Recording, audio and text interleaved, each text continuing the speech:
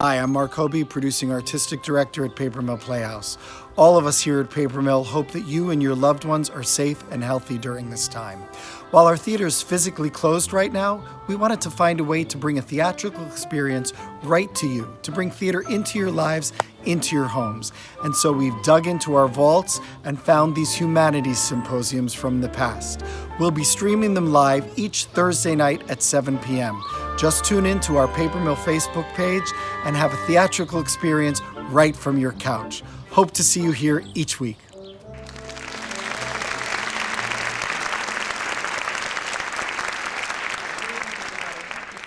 So glad you're here tonight. I want you to look here on the stage and see the Eiffel Tower before you. La Tour Eiffel. It was completed in 1889. It was built to celebrate the 100th anniversary of the French Revolution. It was part of the Universal Exposition. It was the centerpiece of that exposition. It was Gustave Eiffel's most proud and wonderful and remembered work. He was an incredible man who built bridges all over Europe, and when he got this commission, he actually put a lot of his own money into it, 80% of his own money to build the Eiffel Tower. But as a result of all of the admission fees that he made from people going up in it later on, he made millions of dollars every year afterwards, so it was really worthwhile. It's become a symbol of France for the entire world.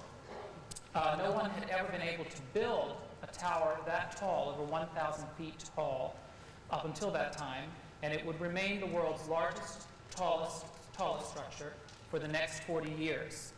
Some people would say it would remain the world's tallest useless object. It was, however, as sturdy as man's resolve and ethereal as his thoughts. It took 5,300 blueprints to complete, 7,000 tons of iron, 18,000 metal parts, and 2,500,000 metal rivets. The artists and intellectuals of Paris were in an outrage. They were scandalized by this symbol of the industrial age marring the Parisian horizon. They said that Paris is now tragically harmed by the lampstand issuing from its stomach. They demanded that it be torn down. And in fact, it was only to remain standing for 20 years, and then it was to be torn down. However, radio came in, and because of its metal structure, it became the most phenomenal radio antenna ever created. And actually, radio signals could be sent to North America from the top of the Eiffel Tower. So it got a reprieve, and it was not torn down. Its life almost ended once again when the Germans occupied Paris. When the Allied forces landed and Hitler was retreating from Paris, to punish the French people, he ordered that the Eiffel Tower should be destroyed. But the general that he left behind loved Paris and the Eiffel Tower so much that he did not carry out Hitler's order. And as the Allied forces marched into the city, 3 men climbed step by step very quickly to the top of the Eiffel Tower and unfurled the tricolor and waved it over the city to represent the city's freedom. And from then on, no one has asked for it to be torn down because it represents, for the Parisians and for the world, freedom, light, hope, poetry, and magic. And in 1889, it was the symbol of the beginning of La Belle Epoque, the beautiful era. That era began somewhere in the end of the 1800s. It's debatable what year it exactly is. Some people say 1890, but it definitely ended in 1914 with the beginning of World War I. The Belle Epoque is the period that is so delightfully captured in the musical Gigi, which takes place in the year 1900. The Belle Epoque was a time when the wealthy and the privileged lived in a fairy tale, a time when gentlemen did not work, when women's dresses were as beautifully made on the inside as they were on the outside. The pursuit of beauty, entertainment, and romance took precedence over everything else. The president of France was honored in song and story because he died in the arms of his mistress. That would not be true of politicians today. The world was divided distinctly into 2 groups, the elite and everyone else. So our first speaker is going to tell us about the history and the social scene that really encompasses La Belle Epoque. And she is a professor at Princeton in European history. And I would like you to welcome, please, Nicole Dombrowski.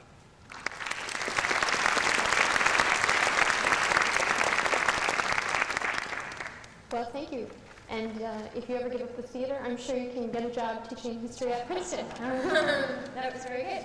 Well, I guess I'd be one of the first people to agree with Gigi. I don't understand the Parisians, and I'm not sure that this talk is going to help any of us understand them any better. But I think I would go and just challenge a little bit the idea that the Belle Epoque, I think, is definitely captured in the Eiffel Tower. However, I think it started just a little bit earlier with a lot of the achievements that actually crowned what the French refer to now nostalgically as the Third Republic, but also what they call the Belle Epoque. And the Belle Epoque was actually a term which started to be used sometime in the 1920s. I'm not quite sure when exactly, but certainly after the carnage of World War I, it looked like a pretty good time that most Parisians would like to return to, most French people for that matter. And it seemed like a symbol following World War I of perhaps what was really authentic and salvageable about French history.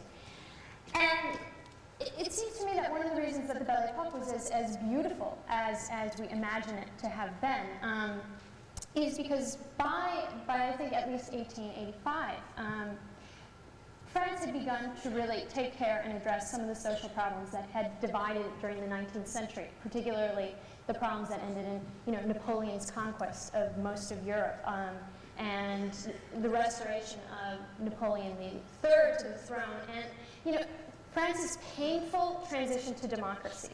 And I think as we look around the world today and see how painful those transitions can be, we should really feel for the French at the end of the century because they seem to be getting it right. And let me just talk about what her world might have been like had there not been some kind of transition that had taken place, and what were Gigi's options, if she hadn't actually fallen, madly in love with Gaston, gone off to marry him as I think we think she did. We think she did. Well, first of all, let's start out with the late 1880s, which is I think the beginning stages of the Belle Epoque. What was France like? France was divided between royalists, people who were bent on saving the monarchy and thought that democracy was going to lead to the banalization of French culture. There could be nothing worse than becoming democratic and uniform and everybody looking the same. And this was certainly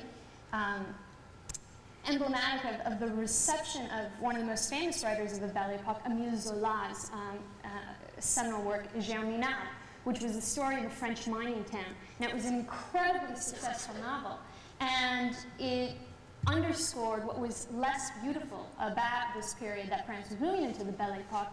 It was about the poverty and the persistent strife between those elite that Robert mentioned and the underclass that certainly wasn't keeping up with the same image that was being projected, and certainly had nothing to do with the world in which Gigi lived. And certainly what is interesting about Zola is that part of the reception of Zola was that this is exactly the type of literature that was going to enshrine France or bury France in a kind of realism and degradation of French culture that the elite certainly wanted nothing to do with. So by the 1880s, the kinds of tensions that were manifested in Zola's Germinal begin to be addressed in policy reform. Can you imagine, first of all, that this is the period, and Gigi profits from this. Remember, she's going off to school during the day, and she's getting her manners taken care of by her aunt during the afternoon, and learning how to smell cigars and all of these very important things for girls. But there was no public schooling for girls until 1882. And so Gigi is profiting, from 10 years. It's the first time that there's actually public schooling for girls in France. Remember that also for a period during the Third Republic, the vote had actually been suspended, so not everybody had the vote, and certainly women did not have the vote. Women didn't have the right at the end of, it's a beautiful epoch, all the same, but Gigi, when she gets married to Gaston, actually has absolutely no property rights, so it's pretty important that she bear children. And bearing children was certainly considered the mission of women at the end of the century, particularly because of France's humiliating loss to the Prussians in the Prussian War in 1871.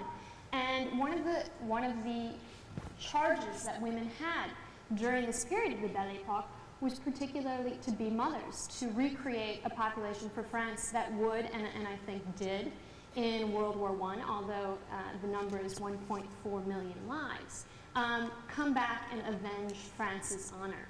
And so women were really integrated and I think treated somewhat specially in this period, in which they were seen as the custodians of the future of the French nation. And in as much as they were both culturally important, but also significantly important for demographic reasons. What else can we say about this period? It's a great period for women as well. They may not have had the right to vote, and they may not have had the right to keep their wages. Women who worked had to give all their wages over to their husbands. But the good news was that they didn't have to pay income tax, because there was, I think, from New Jersey, you can probably appreciate this, there was no income tax during this period until 1905, in which the income tax was finally, for the first time, achieved because of the fear of revolution from below. And it's precisely because there is no income tax that Gigi and her milieu can live as well as they did. This is a period in France in which the actual production of champagne doubled. And one assumes that the consumption of champagne thus doubled as well. So I think the two go together, which is fine by me. This is also the period of a lot of very strong women, and I think Gigi Colette does depict Gigi as an incredibly the breath of fresh air from the 19th century. She is a modern woman, and I think the most emblematic modern woman of the Belle Epoque is certainly Sarah Bernhardt. And I think one of the things I read when I was trying to prepare for this was what was interesting about Sarah Bernhardt is not only that she insisted on being center stage and demanding important roles for herself, but that she went so far, and this was a great scandal in the period, as to insist that she play in transvestite Hamlet. And her role as Hamlet was considered to be a complete transgression of women's right on the stage, and also it was part of the fear that the period had about where are women going, where are we going with all of these reforms, public education, what's going to happen next.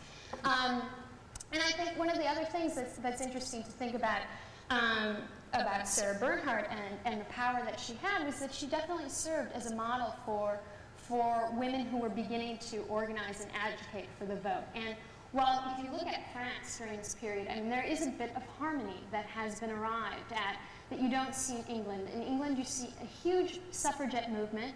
This is the moment in the United States, the late 1880s, the 1890s, in which Seneca Falls in New York City, in upstate New York, is the moment of which women's suffrage is really becoming an important political movement. And in France, you didn't have as many suffragettes, but you certainly began to see women coming out into the public space and challenging their role in the home. And one of the interesting reasons given by the radicals at the time, the Radical Party was one of three French parties: the Radical Party, the Socialist Party, and the Opportunistic Party. Now, I think that's just a great political name. It just says what's true. They're opportunists, and they didn't try to hide it.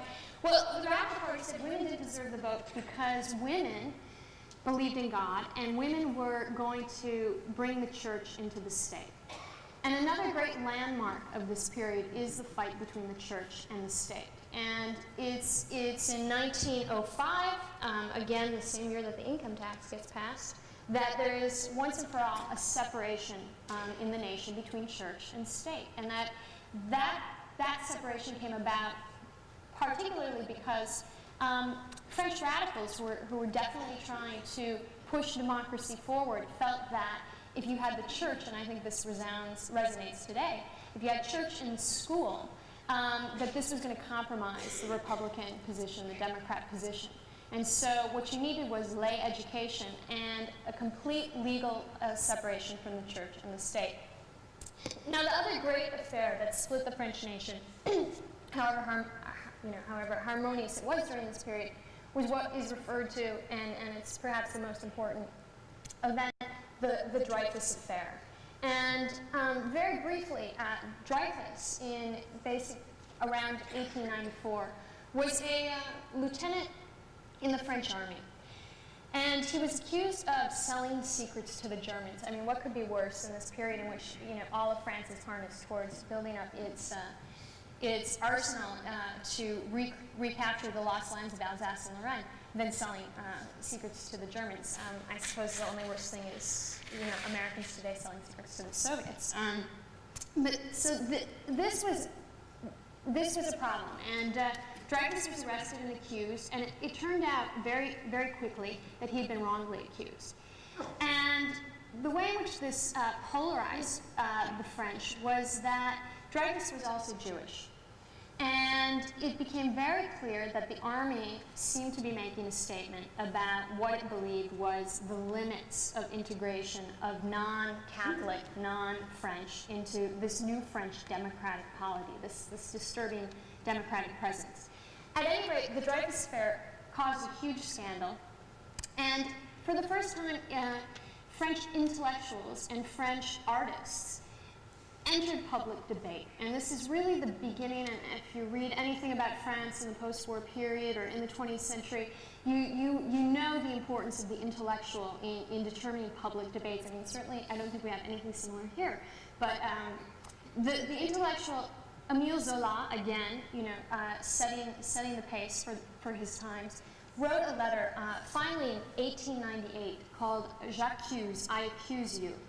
And he accused the French army and the French government of being complicit in hiding, in covering up the fact that Dreyfuss, who had been sent to Devil's Island and who had been living in prison and squalor for many years, 4 years at least at this point, had been wrongly accused. And Zola, like almost every French literary hero, was exiled.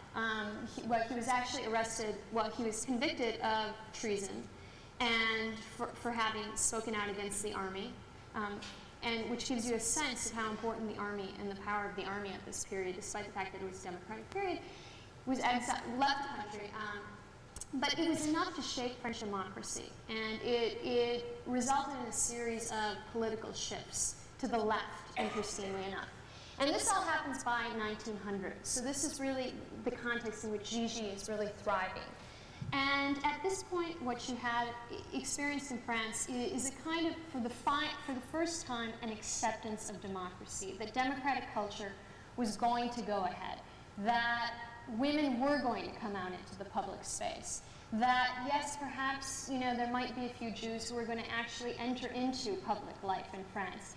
And it seems to me a great testimony to this period that the French were able to come to terms with this.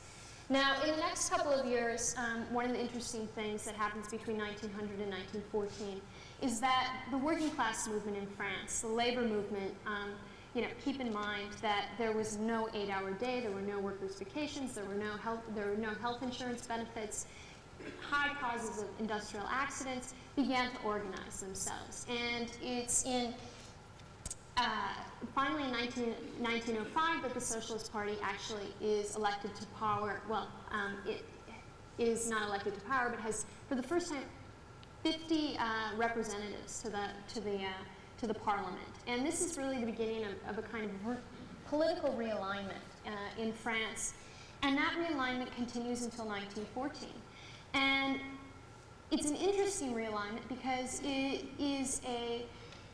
it's significant in the fact that this is a country that has come to terms with the fact that there are great economic and industrial and social changes that are taking place, and that the country has really prepared itself to welcome them rather than resist them. And by 1913 actually, there is a political alliance that's made between, what we would consider liberals today, maybe the Democratic Party, and what, for us it's hard to imagine people way out there on the left. But, way out there on the left at the turn of the century meant, asking for an 8-hour day. Those people are coming into power, and it's in 1913 that a vote is taken, and I think this is a significant vote in the Parliament. that ensures that, that the mobilization of workers is going to take place in such a way that Army service moves from 2 years to 3 years. And it's really this vote that indicates, you know, unfortunately, the fact that this Belle Epoque, which is made beautiful, I think, on the fact that consensus is finally achieved, ends in the consensus that the country is united finally and ready to go to war. And I think on the final note that I'd like to say, it's really Gaston's, you know, it's this period of voluptuousness, of luxury, of overabundance. It was called the banquet years. And they had to actually introduce the sorbet dish in the middle of the meal because there were, the dinner was so long and the palates were so encumbered by champagne, red wine, veal, that in order to make the transition from the first part of the meal until the second part of the meal, they had to come up with something to rinse off the palate, and sorbet was thus introduced. But it is this what Gaston calls this boredom that is actually born of this culture of luxury. I think that partially accounts for why people were so enthusiastic in 1914 to actually suit up and go off and fight for the valor of a country that was unified and did have a sense of purpose in front of the First World War. And it was a sense of purpose and unity that the country, I think, has not yet achieved. And I think so it's precisely why in 1920 people looked back and looked upon this period as something very beautiful and emblematic of the way in which they hoped a future France would be. So.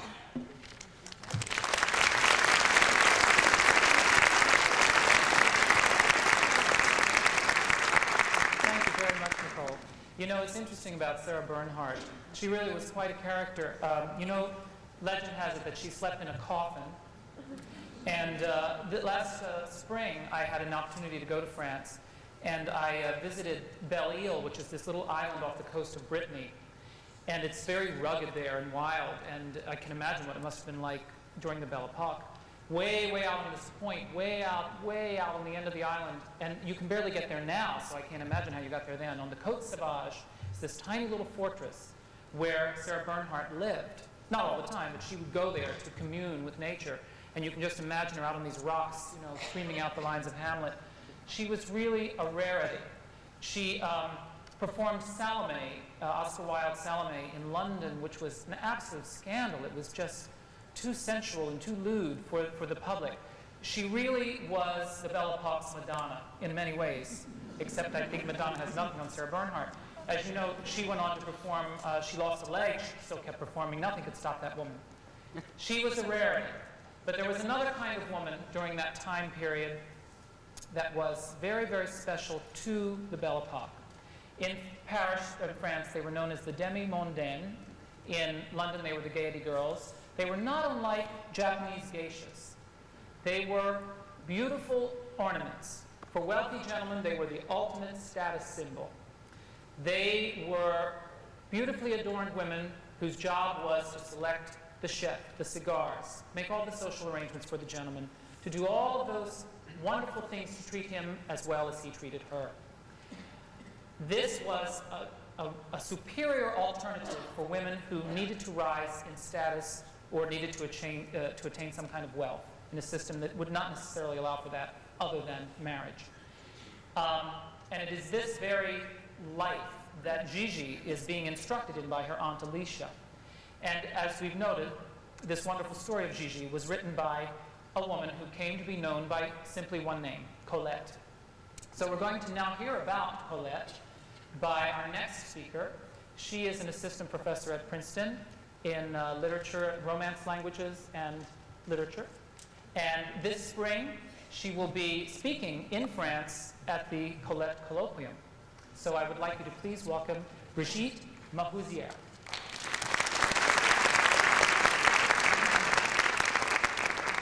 Thank you very much. Can you hear me?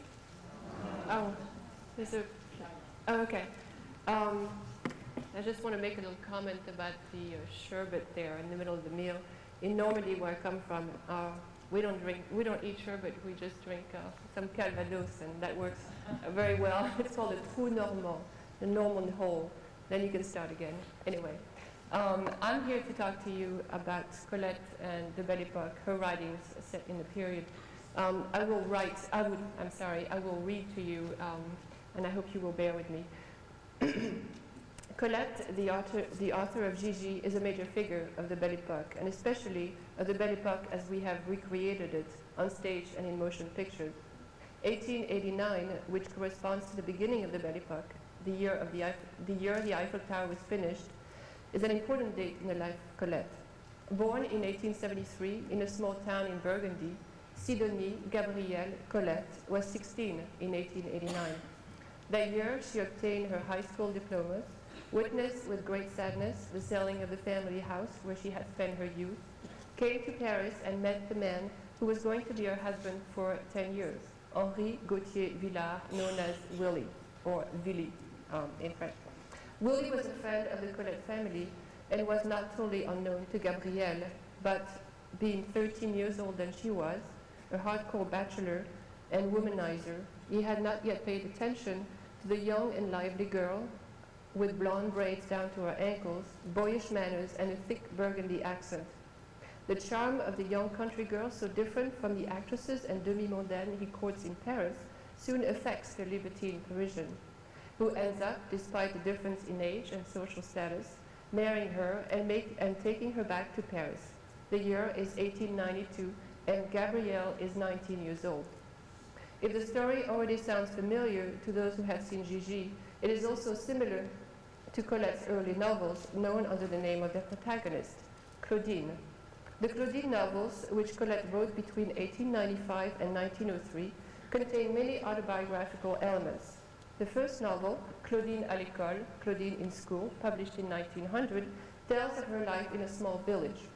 In the second volume, Claudine à Paris, Claudine in Paris, published in 1901, the denouement is indeed similar to her life and to the story Gigi, which she wrote much later when she was 71 years old.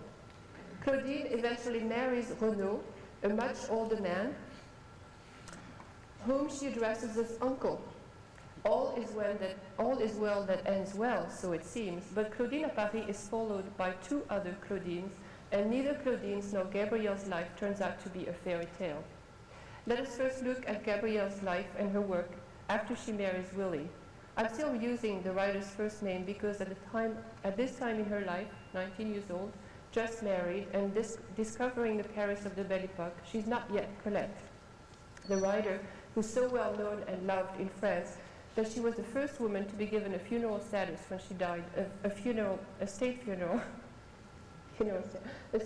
when she died in 1954.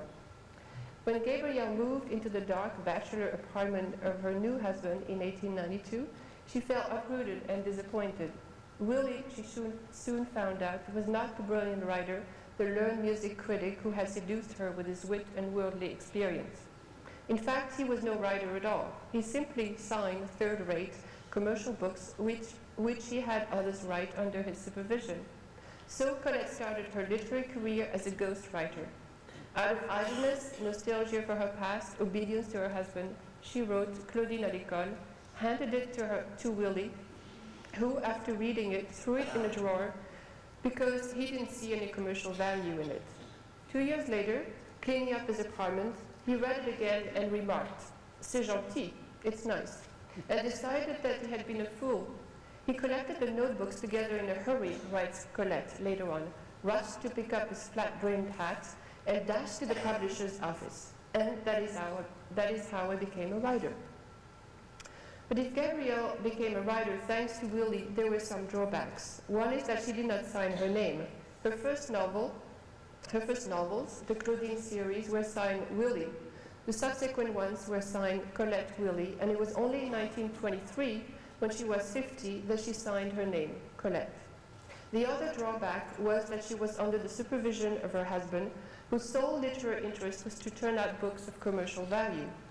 Reading Claudine à l'école again, Willie realized the potential interest such a book could attract from the readers of this fin de siècle, who, like Gigi's Gaston, were bored with pretentious sophistication and libertinage.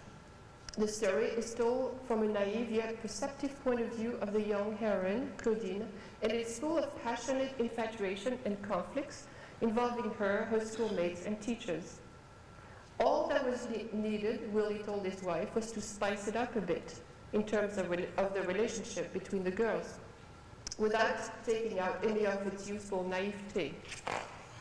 What Colette was to create with the editorial help of Willie was a new type of woman for the new century, that of the ingénue libertine, this title of a subsequent novel which she published in 1909. Willie was right. The book was a sensational success. It was later, in 1902, staged for the Parisian booth with the actress Soleil of Polaire, Willie's mistress, in the role of Claudine. Willie, for whom scandals meant publicity, would parade in the Palais de Glace with his wife, who by that time had cut her long hair in the bob on one arm, and his mistress on the other. So rumors were spreading about the threesome, especially rumors of sapphic love between the two women, called les twins, sporting identical hairdos and clothes, known à la Claudine. Indeed, the novel and then the play had become so popular that many items of Parisian fashion and cosmetics had been named after her. Claudine lotion, Claudine perfume, Claudine hats, Claudine collars. Putting his wife to work, Willie continued signing his name and collecting the profit from the next Claudine novels. Claudine à Paris, published in 1902, as I mentioned earlier, ends with Claudine's wedding. Claudine en ménage, which should have been called Claudine en ménage à trois, and was published in 1903, recounts her life in Paris and how she's betrayed by her husband and a woman who is both his and her lover. In Claudine s'en va, Claudine takes off, published in 1904, it is no longer Claudine who tells the story, but her friend Annie, a sort of second and more daring version of Claudine. Whereas Claudine rediscovers love with her husband, to whom she comes back after a small escapade, Annie leaves hers for good. The story is later developed in La Retraite Sentimentale, the Sentimental Retreat, written in a country house where Colette had found a retreat from Willie, as well as escape from the very hectic and public social life she was leading in the Paris of the Belle Epoque. It was a sort of epilogue to the Claudine saga, where she had Claudine's husband finally die and where, thanks to her return to the solitude of her native country, she finds in herself new reasons to survive her loss. So we can see, through the evolution of the Claudine novels and a move away from these novels and the stereotypes she had created with her husband's help, how Colette, who had reached the age of 32, tries to find her identity as a woman and as a writer. But when in 1905, after putting an end to the Claudine series, Colette did rebel and openly fight for the permission to sign her name on her two last novels, she lost. 1905, Colette started taking mime lessons, shortly before she was kicked out of her home by Willie and was forced to live alone for the first time in her life. Her pantomime lessons would allow her to survive on her own and make a living for the next 5 years or so. Actually, she continued her career much later. Playing in Paris in private circles for the most part, and in famous public theaters such as the Moulin Rouge.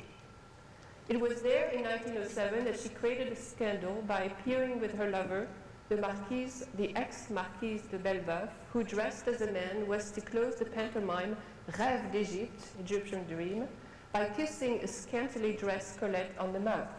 The kiss never took place. The Marquis' ex-husband and his friends from the Jockey Club interrupted the show before the final scene and booted out Willie, who had showed up in order to shout loud bravos and to participate noisily in the scandalous evening. Colette's public life during the Belle Epoque was bohemian and scandalous. Her involvement early on, mostly thanks to Willie's connection with the Parisian beau monde, with the world of writers, artists and musicians, and also with the world of dandies, actresses and demi-mondaines, and from 1906 to 1911 with Paris Lesbos, the literary circle of women poets and artists who surrounded Nathalie Clifford Barney and her Temple de l'Amitié, Temple of Friendship, on the left bank of Paris, makes her biographies read like novels set in the Paris of the Belle Epoque. But if her life resembles fiction, It is in her fictional work, such as La Vagabonde, The Vagabond, published in 1910, that we see the other side of her story. The Vagabond, narrated from the point of view of the protagonist, Renée Néré, tells the story of a woman who, after bitter disappointments in her married life, finds fulfillment in her work as a dancer and a mime. In this novel, Colette shows us the other side of the musical, the hard-earned freedom, the financial insecurity, the comradeships that are broken by a new contract, the stoic attitude of the artists who are often not considered true artists but are devoted to the art at the cost of solitude and uprootedness. There is, by the way, a very interesting portrait of Maurice Chevalier, a young Maurice Chevalier. His portrait is 22 years old. And interestingly, he is described as depressed, lonely, and bored. He used to save all his money and invest it, and never really had any fun. I mean, that's what she tells about him. It's very different from what we imagine Maurice Chevalier to be, but that's the other side of it, which is interesting. Whereas Renée the Vagabond rejects the love of the young, rich, and idle man who wants to marry her and decides in favor of a life of self-fulfillment and hardship, Colette would eventually marry, in 1912, Henri de Jouvenel, whose mother, by the way, was named Mamita, a young journalist who would later have a brilliant career in politics and with whom she shared her life until 1923, the year she definitely dropped the name Colette Willy and simply became Colette. By that time, she was acknowledged as a woman of letters and for the rest of her life received public recognition as a writer and an actress. When Colette wrote Gigi in 1943, she was far from the Belle Epoque years of Claudine. Yet it is tempting, when reading Gigi, to think of the character as another Claudine. Like Claudine, Gigi is young and impetuous, sincere and rigorously honest with herself and others. But whereas Claudine's was in fact a sad story, the story of Gigi appears as one of the happy few love stories in Colette's literary output.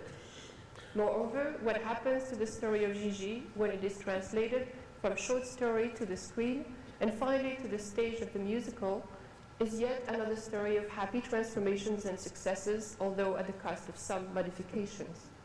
The original Gigi's Colette version, the way you can find it here in translation for 95 cents, Penguin. I recommend the reading. It's interesting, especially if you have seen it here. The original Gigi Colette version is a short text about 50 pages long, somewhat too short for a full-length movie or play. In 1948, the story was made into a French movie by Jacqueline Audry and Pierre Laroche. In fact, most of the differences between Colette's story and the Lerner and Lowe version come from the French film, which may explain why MGM bought up the rights of the French film and took it out of circulation in 1958.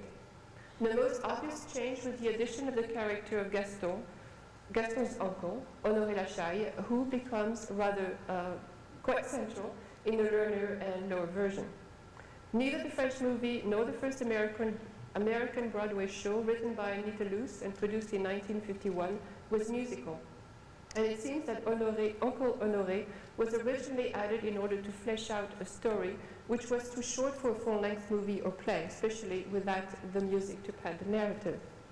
What happens with the addition of Uncle Honoré is not only that the story is lengthened, but that the focus moves away from the woman-centered story, emphasizing the intimacy between Gilberte, her mother, her grandmother, and her aunt, with Gaston as a single male outsider, to a more diverse world, more open to the outside, the Parisian streets, cafes, the beach in Normandy, where the couple, uncle-nephew, represents in different ways similar male attitudes towards women. As Gigi's mother, a striving artist like Colette, disappears entirely from all further versions, except as a voice singing backstage, Aunt Alicia's role is developed, especially in the Lerner and Lowe musical version, where she has a much bigger role, adding a lot of comic moments and moving Colette's story into a lighter comic mode. Another important difference between Colette's short story and its later version is that Gigi does not embrace her role as a courtesan in the original version. The scene in the Folies Bergère where she shows how well she has learned Aunt Alicia's lesson by choosing a cigar for Gaston and commenting on the jewels he gives her is a later invention. Colette Gigi simply says, in the final scene, as she pulls on her skirts, adjusts her bells, and marches over to Gaston, "I have thought it over. I would rather be unhappy with you than without you." If the story ends happily in all scenarios, with Gaston asking for Gigi's hand, not all Gigis are the same. More French than the French version, the Lerner and Lowe movie with Leslie Caron and Maurice Chevalier was an immense success, winning 9 Academy Awards that year. The musical has all the stereotypical elements of Parisian joie de vivre expected from the area in which the story takes place, the Belle Epoque. The Eiffel Tower, the Moulin Rouge, Champagne, French Cancan, even the cameo appearance of the famous quintessential painter of the Bohemian Montmartre nightlife, Toulouse-Lautrec. Except for the champagne Gaston brings one evening to Mamita and Gigi, all these elements were added ingredients. As it has crossed the Atlantic more than once, Colette's Gigi has become altogether different. But then, why not? Or as we French are supposed to say, vive la différence. Thank you.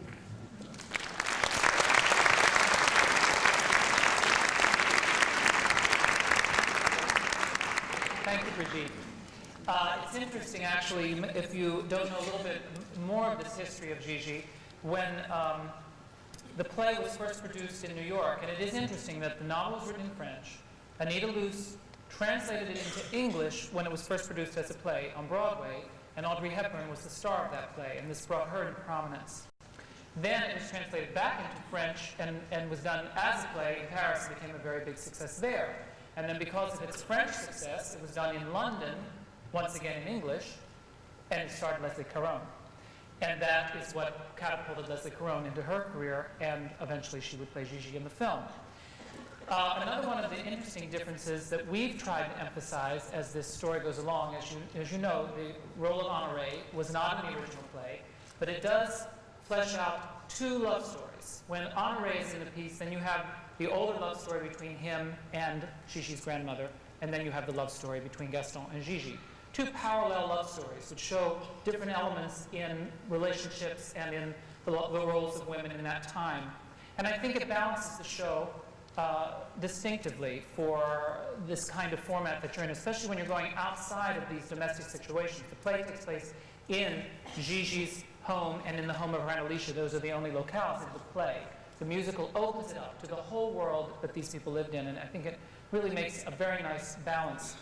As we've mentioned, the artists of the time, if you noticed in Gigi, we have all these little in-jokes if you're looking for them. And if you haven't seen them, you may have to come back and see it again.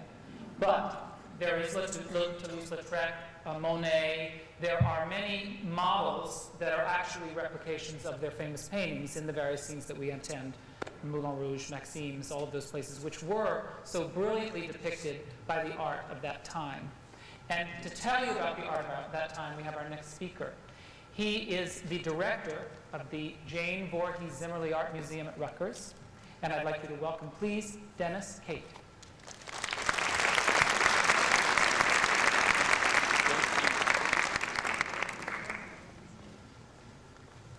Now we're going to bring in the movie screen. Yes? Little screen action here. We're going to have a little visual art here. Here it comes. I'm going to try to show you a slightly different picture of Gigi's time period in the Belle Epoque. In fact, I'm going to refer to it as the fin de siècle, the end of the century in France, which had all kinds of complexes. And the art that I'm going to talk about is art which is not normally known in this period of time. It's an art that was created by artists such as the young man on top of the Moulin de la Galette, the windmill over the dance hall called the Moulin de la Galette that looked over Paris. And he and his young model coming up to take a look at Paris, literally and figuratively looked down on Paris, the establishment Paris. And because they lived in the Bohemian part of Paris. They lived in Montmartre. And Montmartre was, in the second to last decades of the 19th century, the center for literary and artistic creativity. It became that center because of the founding of a little cabaret called the Chat Noir, the Black Cat. And it was there that artists could find their release. They had very little money to deal with. It was an area that was impoverished, and so artists could feel quite at home there. But it became the center where artists and writers came together and collaborated. And for the next 20 years, they created their own environment, which became a fantasy which then attracted more artists to come because of its bohemian character, its joie de vivre, its kind of free love, free life atmosphere.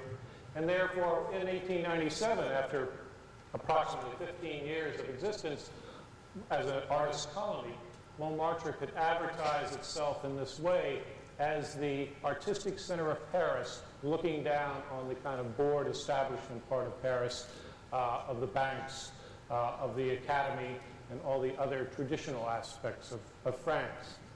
This is the poster advertising the dance hall of the Moulin de la Galette. And the next slide, please. These same artists would picture themselves living a life, la vie à Montmartre, the life of Montmartre, where they floated over, again, the establishment Paris. You can see on the top of the hill, Montmartre. Montmartre, as you know, is the northern part of Paris. It's traditionally the more poverty-stricken area of Paris, at least in the 19th century. Difficult to get to. It didn't become part of Paris until 1860. But after the Franco-Prussian War, which you heard about, where France was humiliated and defeated by the Germans, by the Prussians, they started collecting money, and it became a state-supported effort to build Sacré-Cœur, that ugly monstrosity of the church, the cathedral up on the top of the hill. On the left, you see the moulins, the windmills, which were there originally to grind wheat, flour, but now they became the attractive kind of high points of Montmartre to indicate where Montmartre was and where the artists were centered. And now you see the artists living in such a bohemian life, fun-loving, that they can float over all of Paris.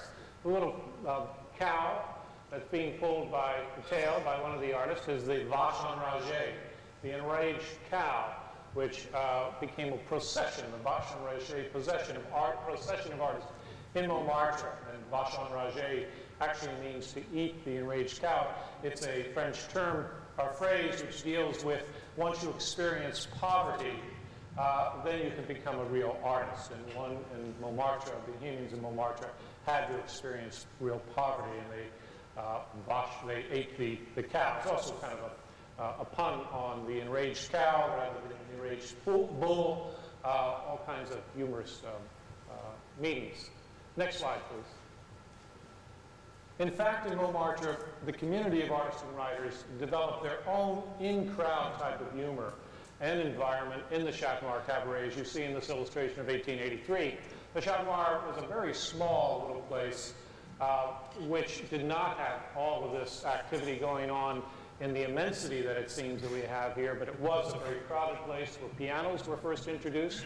The owner of the Chat Noir, Rodolphe Sailly, standing there with his hand up, was able to change a historical law which now allowed pianos to become part of a cabaret environment or a bar environment, and singers could sing along with the piano, and this brought in an extra element to entertainment.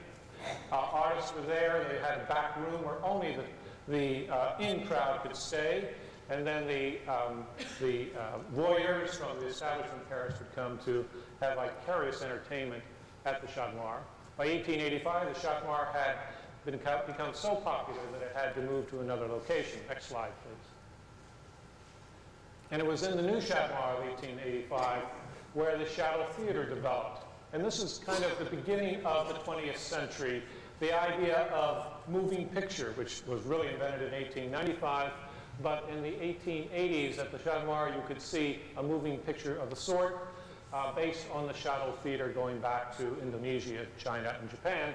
But now made much more sophisticated, much more Parisian, where you had behind the white curtain silhouettes being moved across it, dealing with Napoleonic scenes, scatological plays, all kinds of humor, and you had visitors from all over the world coming to the Chat Noir to see this proto-cinema production. And you had Jules Verne and Emile Zola pictured in here coming every night at the Chat Noir. The Chat Noir called itself the center of the universe, and in many ways it was for a very short time the center of the artistic universe. Next slide, please. Toulouse-Lautrec, a part of the Belle Epoque, part of the fin de siècle, grew up in his late teens, early 20s in Montmartre, went to the Chat Noir, was inspired by the Château Theatre, and by 1891 created his first poster for the Moulin Rouge, in which you see the effect of the Château Theatre with the silhouettes in the background. But more importantly, he is creating an abstract art.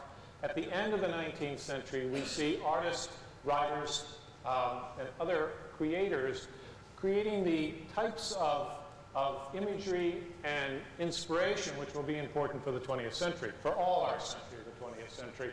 Lautrec is very important for evolving the aesthetics, which deals with line, color, and form, which is basically flat, decorative, two-dimensional, and abstract, which eventually becomes totally non-objective about 30 years later as 20th century artists evolve from this very stylized form. He is not a realistic artist, he is an abstractionist dealing with these shapes and colors, even in this wonderful poster dealing with La Galou dancing at the Moulin Rouge. Next slide, please. Important for the 20th century, and important for 20th century art in particular, was a group called the Incoherents. They were founded in 1882 by the fellow on the lower right named Jules Lévy, who was an editor and part-time writer, and he organized an exhibition of people who were not artists, people who had never created art before, combined those with some artists, and in one afternoon on Sunday in October 1882, he had an exhibition of these non-artists that had 3,000 people in a period of 4 hours go through his little apartment, which was the alternative art gallery. It became now a space. These spaces became the alternatives to the official salon. And the kind of art that was shown was anything but traditional. As you can see in this poster for the 1886 Incoherent Exhibition, the Incoherents made fun of everything as they would go through the moon, in a sense, to go against the establishment. Next slide. Part of the Incoherence aesthetics was to parody everything which was taken seriously up to this point. And it was only at this time in the 1880s with the Incoherence that you start to find parody on established, respected art, such as the Mona Lisa.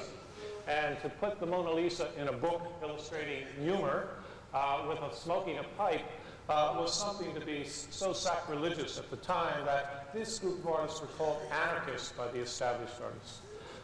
This is 30 years before Marcel Duchamp will depict the Mona Lisa with a mustache, and before the Dada and the Surrealists will start to look at this type of humor and this type of parody and satire against traditional and established views. Next slide, please.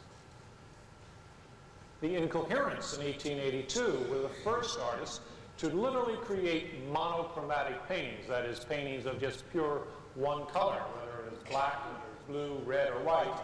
And in 1882, they created these canvases and exhibited them, but for the purpose of humor.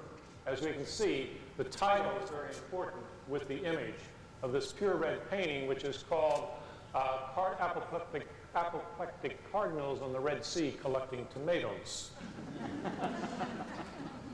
This is 1882. If we take a look at a work of 1953, next slide, please, by Ad Reinhardt. Again, pure red, you can see how advanced the Incoherents really were. Next slide, please.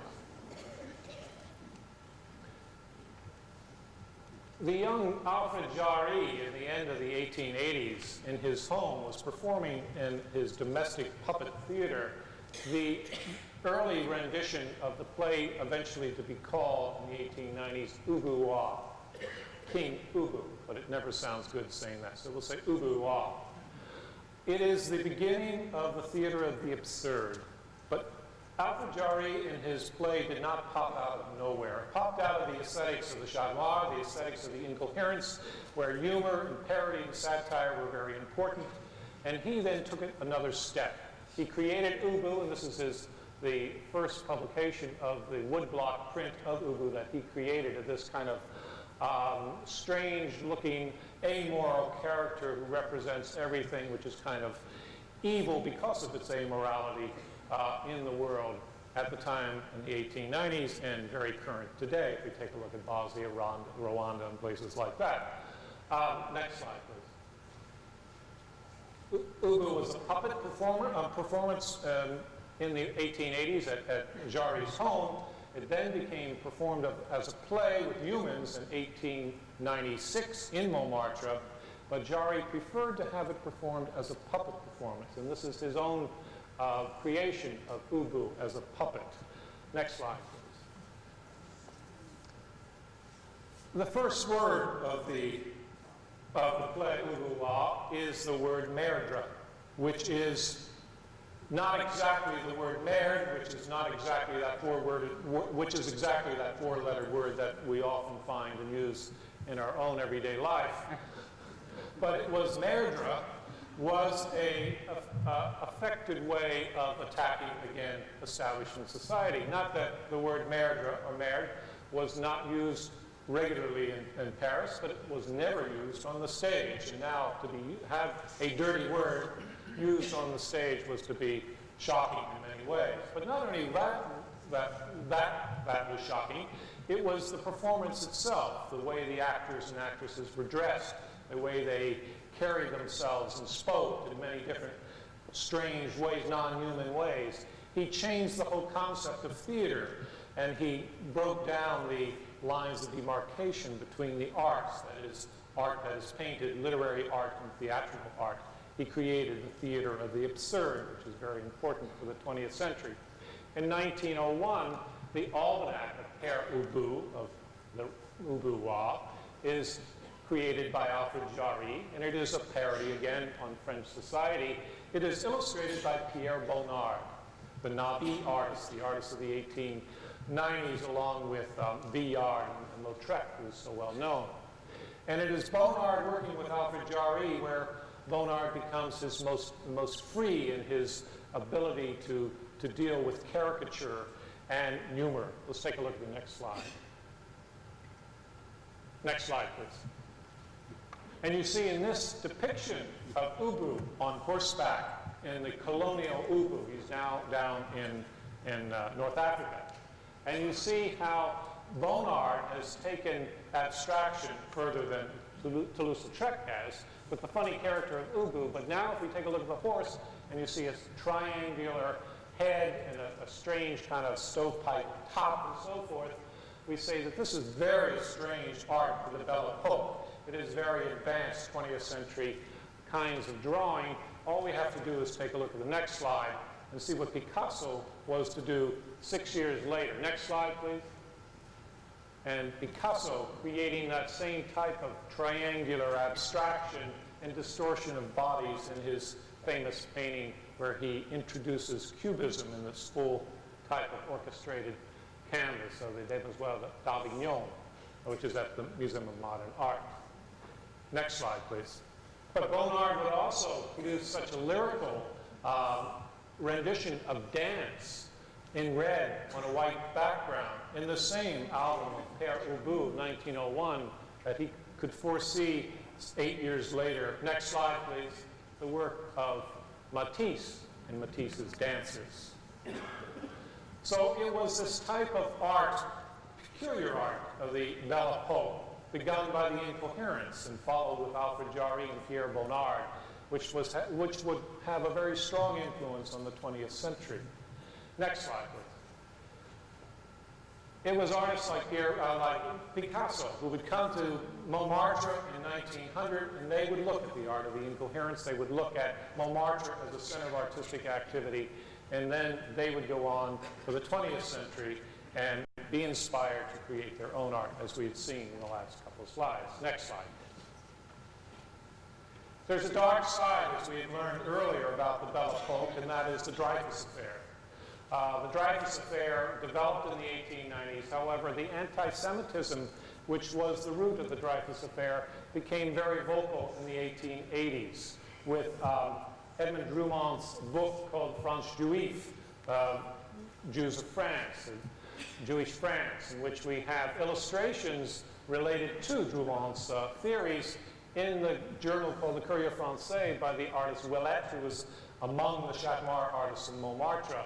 And in this drawing, which is difficult to decipher, I think, but it is dealing with St. Bartholomew Day, and where Willett is saying we should have another period of time, as it was in the year 1793, in which the aristocrats were guillotined, and where we would do the same thing with the Jews in France. In fact, he was announcing a concept of the final solution, which it would take Hitler to really evolve.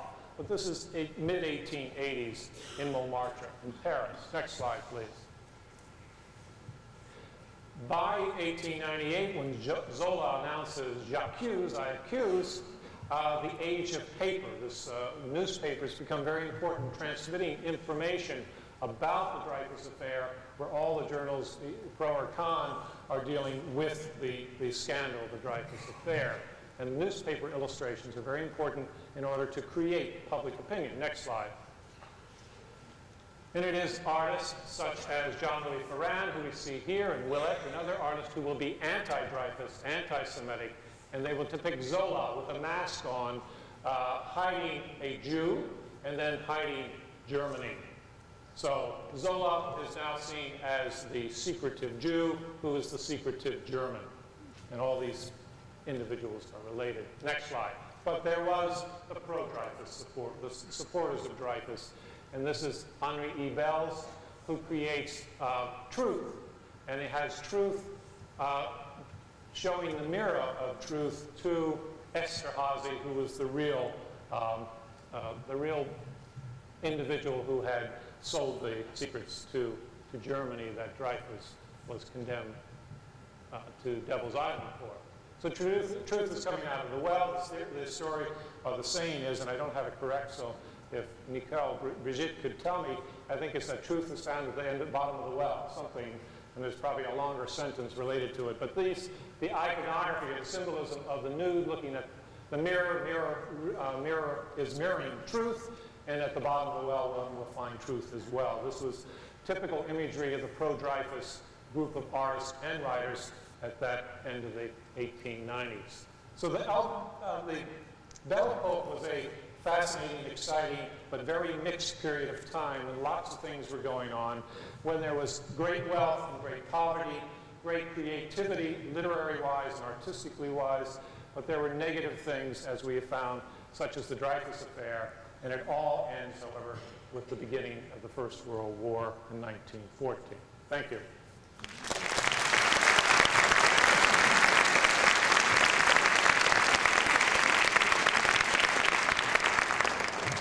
Thank you, Dennis.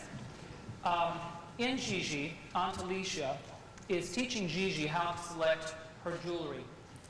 And she's appalled when she shows her a yellow diamond, and Gigi says that it's a topaz. And she says, "A topaz among my jewels? Are you mad?" She's very upset about that. Later, when Gigi asks her if opals are bad luck, Aunt Alicia says, "All semi-precious stones are bad luck." Why was jewelry so important? Well, if you were a demi-mondaine, a courtesan, and your charms would fade at a certain age, and you may not be kept as beautifully as you once were, your jewels would keep you beautifully for the rest of your life. So it was very important to have the correct jewels. And to tell us about the jewelry of the period, we have with us Jane Zapata, who was an archivist for Tiffany & Company, and is currently teaching at the Cooper Hewitt Parsons Master's Program, it's a mouthful, in the history of decorative arts. Please welcome Jane Zapata.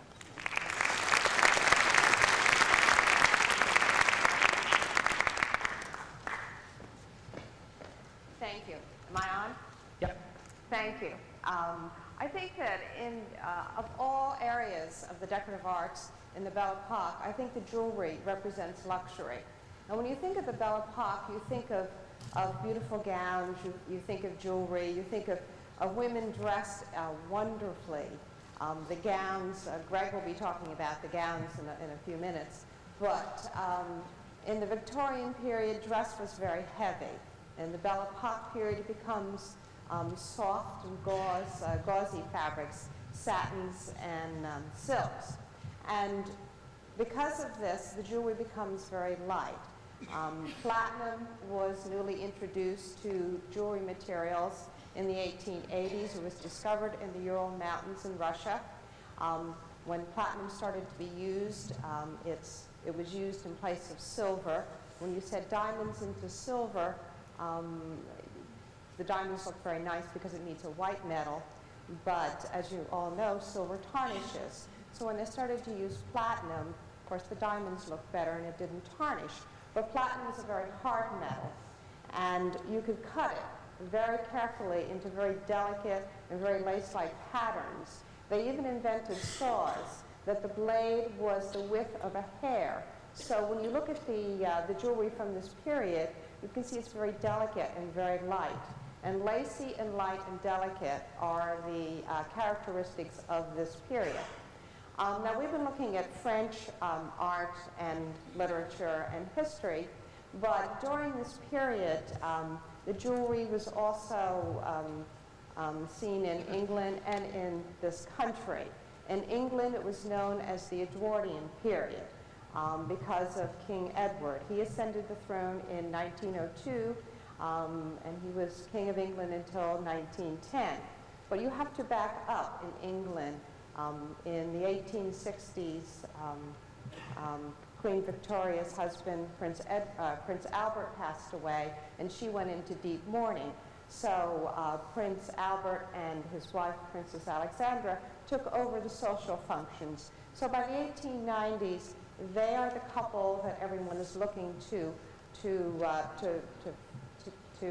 how to dress and what kind of jewelry. It's also known as the Garland Style. Cartier was making beautiful jewelry at this time in France, and they named their jewelry the Garland Style because the garland, the flowers, the foliette designs, bow knots, and ribbons were very characteristic of the period. Queen Alexandra is on the screen, and she's wearing jewelry that's very characteristic of the period.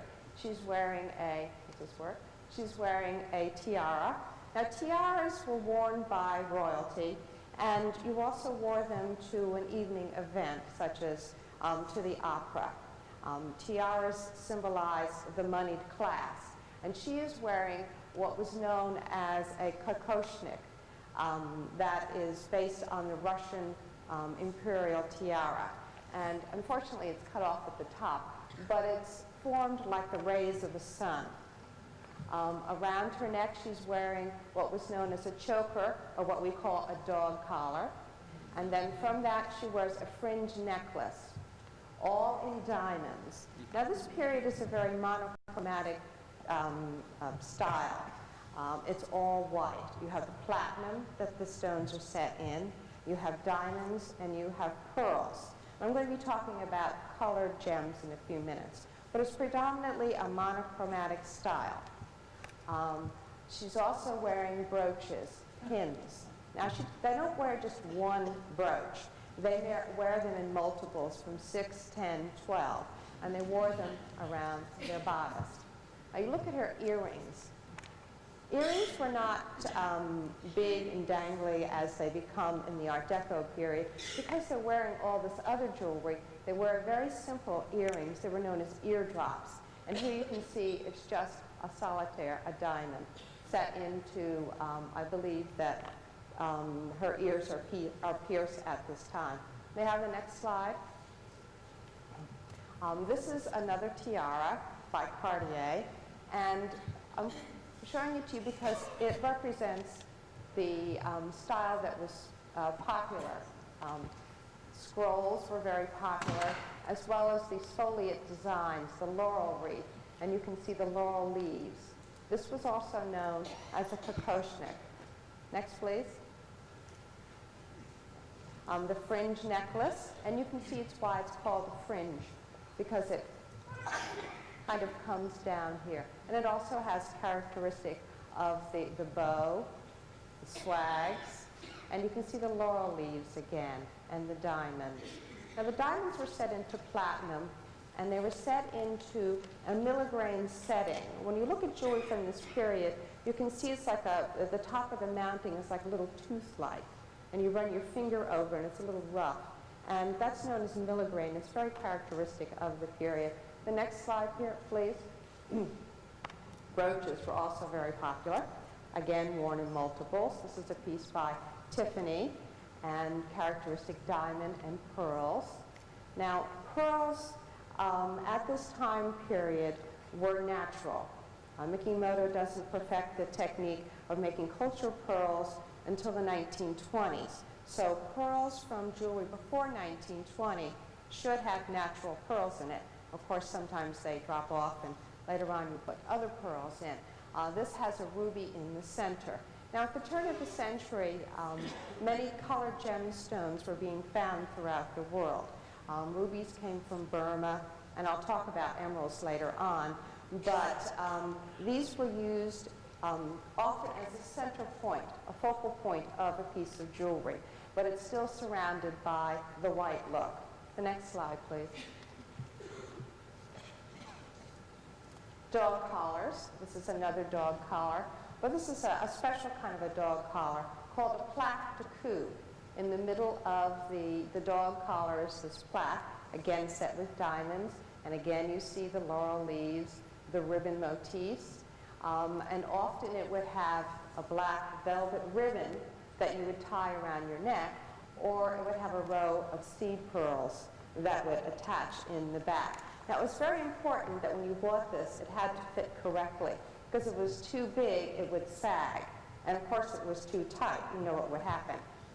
A couple of brooches, and the crescent brooch. Crescent brooches were very popular at this time, and worn in the hair, they represented the Roman goddess Diana. She was the goddess of the hunt, and you remember from way back when you took mythology classes that she wore a crescent in her hair. Next slide, please. Now, royalty wore tiaras and the full regalia. This is Consuela Vanderbilt when she was the Duchess of Marlborough, and she went to the coronation of King Edward VII in 1902, and this is what she wore. She wore her dog collar. Of course, she wore her crown, her tiara. She wore her dog collar and some pearls. Now, if you were anyone in society, you had to have your rope of pearls. And again, these were natural pearls, and they had to be matched. You could wear them various ways. She's worn it kind of wrapped around underneath her dog collar. She's also wearing a belt. Now, this is a diamond belt. May I have the next slide, please? This is a belt, a diamond belt, with a detachable bow knot in the middle. Also characteristic of jewelry from this period, it's reusable in several different forms. You could wear it as a belt, or you could take this off and wear it as a corsage ornament. Now, this belt is 22 inches in length, which when you see it in person looks impressive, but I think it looks even better when it's 22 feet in length. Next slide, please.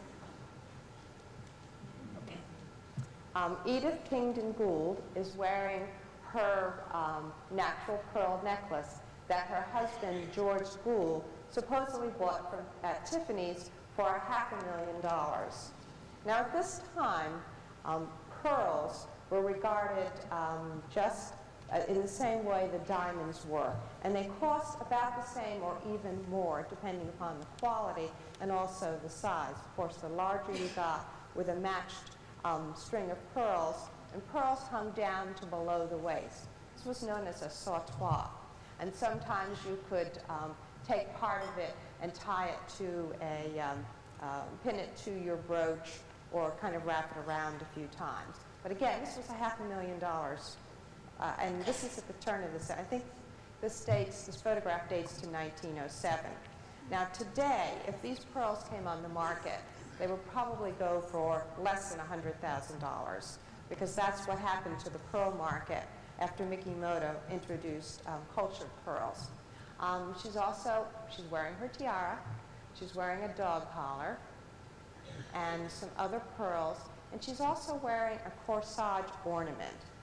The next slide, please. Corsage ornaments were worn at the bodice, and they were sewn into the dress. Often when you see these, you just see little hooks on the back. Most of them have had pins attached to them because now you don't wear this. But they would have been attached and then they would have hung down. Now dresses at this time period, the bodice was there was a corset in the bodice, so it gave a nice space, an expanse, in order to display your jewels, such as this corsage ornament. The next slide, please. Or this Tiffany bow that's 6 inches in length. This also would have been worn across your bodice. It is hinged here and here, and there is a mechanism where you could attach it to a tiara. So it was also a piece of convertible jewelry. So you could wear it as a tiara or on your bodice. I would love to have lived during this time period and worn this jewelry. The next, please. Next slide, please. Stomachers were also worn in place of the bodice ornament. This is a stomacher. I didn't have another slide of a real one. This was from Tiffany & Company's exhibit at the Paris Exposition of 1900. Now, stomachers are very large pieces of jewelry that hung from your décolleté all the way down to your waist. So that's how big this is, probably about 8 or 9 inches in length. And they are triangular in shape, so they hung down. The next, please. Now, if you didn't want to wear your dog collar and all your, your fancy tiaras, etc., you could go a little more simpler. This is Evelyn Mclean Walsh, and it dates to probably about, this photograph dates to about 1910. By then, tiaras were losing favor, and the ladies were wearing bandeaus. Connected to her bandeau is a gret feather, and it's set with the Star of the East diamond that was, I believe it was 96 carats. She's also still wearing her sautoir pearl necklace, but as you can see, pearls have also been sewn into the sleeves around her dress. But the most spectacular piece that she is wearing is around her neck. And most of you should know that this is the Hope diamond. It was she that owned it. Then I believe she sold it to Harry Winston, who donated it to the Smithsonian. Wearing jewelry that had a provenance, that had belonged to someone else or belonged to royalty, was also very important for the very wealthy. They like to talk about their jewelry and show it off. So if you didn't want to wear all the dog collars and all the tiaras, you could take out your blue diamond. The next, please. Emeralds. And we have the emerald necklace, a bracelet, that Aunt Alicia was showing to Gigi in the play. Emeralds were very popular at the turn of the century. Now, Aunt Alicia is instructing Gigi that the emerald should have a slight bluish cast. That meant that the emerald came from the Muzo mines in Colombia, and that's where the best emeralds come from. And of course, emeralds, when you look at most emeralds, they have some imperfections in them. It's very hard to find a really perfect emerald, and those that do are those that are very treasured and go for a lot of money at auction. This is a Tiffany Tiara from the turn of the century, and I wish I could show this to you in person, but a lot of these pieces from the turn of the century that are set with such large gemstones, like these 3 emeralds and these big diamonds, as these pieces of jewelry become less fashionable, they fall out of favor, and who's going to wear a tiara like this today? This is also a convertible piece. The center part would have broken down into a corsage ornament. But what happens to these pieces of jewelry is, as they fall out of fashion, then the stones are taken out, the mounting is melted down, and it becomes another piece of jewelry. So unfortunately, for a lot of these pieces with these big gemstones, this is all we have left, are the photographs. And the next slide. This is the emerald that Aunt Alicia was instructing Gigi to look for. Does it look kind of have a bluish tint to the green? Because that's what it's supposed to. This is a superb emerald from the Museo Mines in Colombia. So if you're looking for an emerald, here it is. And I thank you.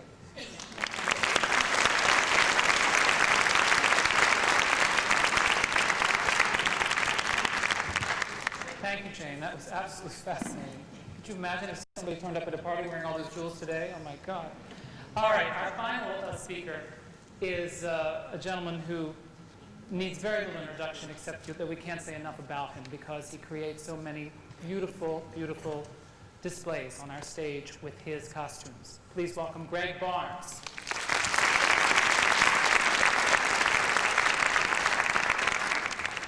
Before we leap into the history of the Belle Epoque from the fashion perspective, you can see how daunting it is when somebody says, oh, we're going to do Gigi, and you think, how am I going to recreate this incredible, the craft and the workmanship and the money that they had? And we fumble along and we try to isolate the details so that you get the impression of that stomacher. But of course, we can't get that together. Today we can't even get a running suit together. But it's interesting in the mid-19th century because fashion, as we think of it today, did not exist at all. And even though Paris was considered the fashion capital of the world for, I don't even know when it began, but long before the mid-19th century, basically there were no fashion designers. People would get these plates from Parisian magazines, and the styles would be set by basically royalty or the very, very, very top, the most wealthy people in Paris and in Europe. And they would get these magazines, these portfolios of sketches, and they would go to their local dressmaker and they'd say, well, I want this in mint. And they would try to simulate this drawing. But around 1850, or maybe 1855, a British man, strangely enough, named Charles Frederick Worth, who was interested in textiles, goes to Paris. He's not a designer at all. He's a textile importer. And in Paris, they had the most sophisticated mills to do. Because of the 18th century, they knew how to make the most beautiful damask. And because of after the Revolution, they wore those little thin muslin dresses, and they made the most beautiful voile. And as these trends came and went, there was this cache of knowledge about how to make the most beautiful tulle, the most beautiful linen, the most beautiful satin, and it's all in France. So this guy goes there, and he starts to basically make a collected. And he was just a businessman. He was interested in getting these mills they'd reset up the loom and they would recreate, a Chinese damask that was made at the turn of the century, the previous century. So he also had an amazing eye, and he thought, well, the best way to really showcase what these fabrics can be is to have some dresses made up. And so his atelier, which is the House of Worth, his name is Charles Frederick Worth, and he sets up a fashion house. So he was the first Versace, Balenciaga. There was none of that. He was the first one. And it was a huge operation. It became, they could turn out 1,000 dresses for an exposition or a huge ball in 2 weeks. So we would look at these things that now we can't even dream about recreating, and they were disposable.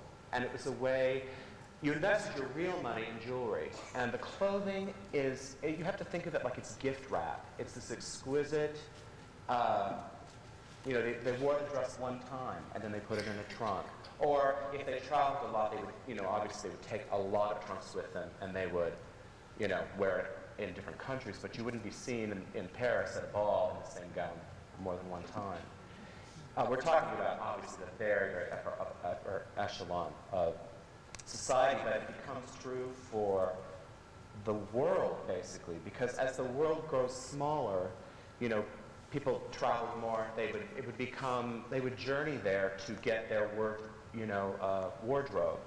So other fashion houses developed, the House of Doucet and one I can't pronounce, but basically it's a very small industry. And so what happened was he would have, he had these contacts with these mills, and they would come up with this idea, if we ran 15 yards of this stuff, and they would scheme out the most incredible warp and whoop, and they did these things with acid where they would make velvet that they'd burn it away in patterns, and it would be just satin left, and then the velvet would be etched on the face of the fabric in a pattern. And they would make just enough for one dress, sell it to Worth, he would make the dress, hopefully the queen would wear it, and then they might get orders to make more of it to sell to just local, to export to America and to Britain. So, but a lot of dresses, the most famous Worth dresses, there is only one of them. And he was because they turned out so much work, they had different workshops within the atelier, and there would be a group of women that only did tulle ruchings. That was their job. So you can imagine if you turn out 1,000 dresses in 2 weeks, the amount of ways you can think of to ruche tulle onto a bodice is, this extraordinary. There was like one department that just did the corsages for the dress, one that just did the belts. And so that even though we look at the dresses and we think, oh, the unity of this design is so extraordinary, it really was kind of like the bodice would be made, and they would pick this, this 10 yards of exquisite fabric that was made for a dress. They'd make the shape of it, and then they would send it off to all their little departments, and it would come out the other end as this, incredible confection. So that's kind of where fashion, and he travels all through, the 60s, the 70s. So by the time we get to the Belle Epoque, it's like a snowball that has just become this huge explosion of the most beautiful quality, the most exquisite, sensuous shape. So that happens by the turn of the century. And he was smart in that he kept abreast of what was going on because there's a lot of movements at this time. There's the aesthetic movement where they said enough of this excessive stuff. We want to be, it's the Pre-Raphaelite movement. We want to be like the Renaissance and be true to poetry. And so they had this little movement, but Worth zeroes in on it, takes the best of it, and then designs stuff for that. He puts it into the line. Charles Dana Gibson is doing these cartoons in America of the working woman. And she's so smart and beautiful and simple and clean-lined. So what does he do? He takes that aesthetic, the shirt, waist, and a skirt, the most simple aesthetic, and he does that in the most exquisite way. So he kept abreast of things until maybe the teens, and then his sons, of course, by this time he's died, and his family continued the snowball, and but it dissolved somewhere around the teens. But he would design uniforms for war relief, or he got involved in all kinds of he just kept his finger on the pulse of what was going on. And actually, I'll sort of talk a little bit about how that relates to when we were planning Gigi, what that meant to me. And I actually have 3 dresses, two of which were made for Gigi, that are based on Worth gowns. And the first one I'm going to talk about is one with the grill work on the back of it. And it's one of Worth's most famous dresses. The actual dress is all grill work all around. We just did it in the back because Robert, we were underscoring if you've seen the play, you know that when Gigi becomes a woman, it's like Cinderella, or it's like the moment in My Fair Lady when she appears and she's fully realized as this exquisite adult. And in the film, they're very smart in the film. I think it's one of the most famous movie costumes. Cecil Beaton stole John Singer Sargent's portrait of Madame X. If you know that painting in the Met, it's a black velvet dress. It's totally severe. It has 2 little rhinestone straps with brooches that I think were added after the painting was finished because there was such an outcry of it was strapless. And so he dabbed them in so that people would say, oh, the dress would fall down. It wouldn't stay up if it had, didn't have something holding it up. So Cecil Beaton made it, it's a black velvet dress. He made it in white with these blackbirds that stick out here where the brooches are. He took the straps off because it was the 1950s when they made the film. And she has one piece of jewelry, which is that crescent on her head, which is the hunter. So it's an interesting, when you design Gigi's dress into Maxine's, she can't wear a lot of jewelry because her aunt tells her, don't wear anything fake and wait till you get the good stone. So a lot of times, like Eliza, believe me, when she goes to the ball, she has a ton of jewelry on because theatrically it catches the eye and it sort of finishes the look. But in Gigi, you can't do that because she's not supposed to have any jewelry. So anyway, blah, blah, blah. So this, so we have this kind of very famous icon dress, I think. Does anybody not know that dress with the blackbirds? Well, to me, it's the most famous dress. So we actually cut the bodice like the Sargent painting of Madame X. It's very simple. It has this swag across the front. And so this is actually, if this had blackbirds on it and no beading, this is actually the dress that Leslie Caron wears to Maxine's. And in the play, the way it's underscored, she strikes that pose at the top of the stairs, and then the way the music is orchestrated, and this all came from Robert because he knows this. He reads the music, and he tells me there's this moment where she can, and it's an oral thing, you hear it, she's going to come down the stairs, and then there's this swell, she's going to turn around, and bang, there's this moment where we can, have a gasp. So I hope you gasped when you saw it. So anyway, that's the back of this dress, and you should come up here and pick it up when we're done. It's very heavy. It's all beaded with bugle beads and these funny little black headlight things and lock roses. So anyway, that dress was based on that work dress. This dress was Lily's dress from Secret Garden, and we use it in the beginning of the play on Two Demi-Mondaines. It's also based on a work dress. And the real dress, it actually looks similar to this, except that the fabric, what we had, I don't know if you can see it, because when we dry cleaned it from Secret Garden, some of the paint came out, and it's very pale now, so come up close and look at it when we're done. But there's a rose pattern that we had hand-painted on the dress, and when they milled this fabric, they would receive it in maybe it was like, say, 55, 60 inches long, a panel. And the panel would have roses heavily placed at the bottom, and then they become lighter and lighter, and maybe there's one butterfly. And they would have 10 of those panels, and then the women that cut up the dress would shape them into this thing that looks like it's custom painted, but we actually had to custom paint ours. In the real dress, the roses on it are velvet, and the rest of it's satin. It's this acid technique where they burned out the rest of the fuzz. So if you see it and can feel it, it's the most luxurious, beautiful thing. So we did our best to fake it by hand-painting this. And we actually, you can tell, we cut the satin away. This is lace here. And we ruched a little bit of lace for the transition across the dress. Because the real dress does that. The panel is cut away and it's appliqued on satin like that. So that's another work dress. And actually, every time we have a big visual moment, it seems like we rip off work. This dress over here, which Lilian Montevecchi wears to the lawyer's office, is also based on a work dress. And it's an anachronistic costume because the actual dress looks exactly like this, except it's encrusted with military embroidery, silver, it's real metal that they stitched, and it was all down the front, all around here, on these cuffs, and it had a great big pocket right here, and all down the front of this vest.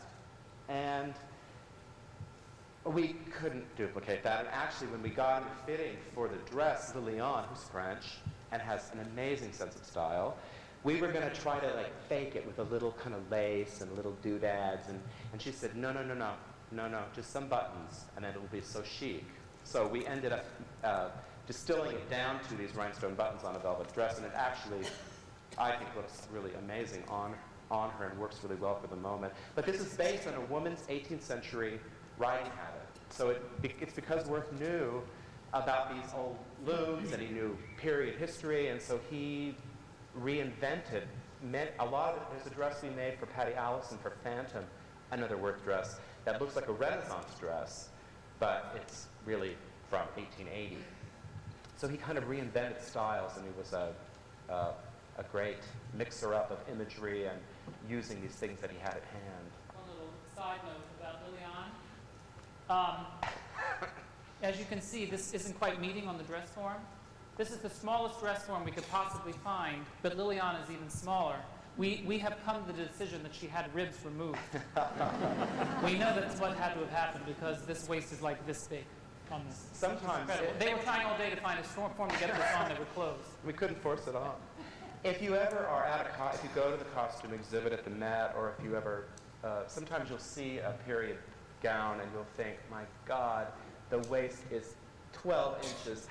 What is going on?